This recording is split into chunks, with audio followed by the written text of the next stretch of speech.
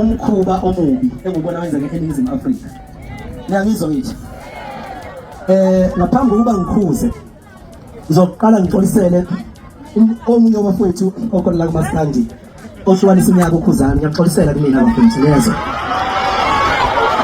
Angixoleli. Kanti ngenhliziyo ezimbi mnike. Ngifize bani ngoba mina ngenhliziyo enhle ngixolela. Naba nongizwe nje. Okay, kulungile ngoba nimxoleli. Futhi ngicabanga ukuthi ke uyena okufanele axolise kini. Enzeni? Axolise kuphi? Emdletsheni. Axolise kuphi? Axolise kuphi?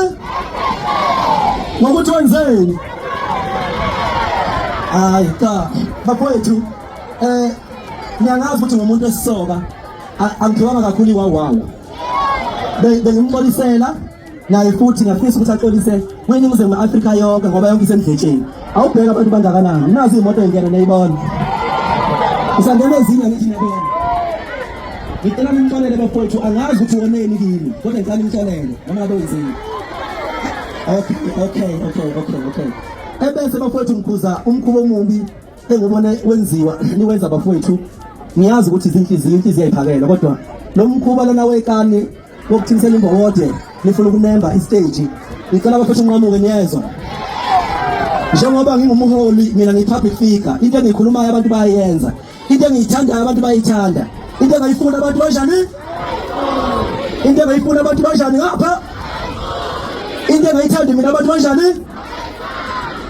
Ngiyacela abafowethu ukuthi sihloniphe lapha na enamthosa khona amakani, bawukhona abahlonishwa babuntulo babungwezi okuyibona abasiqashayo ngoba nibona sivusa imiziyo baba nje. Ngicela ukuthi inhlonipho phambili bafowethu niyezwa.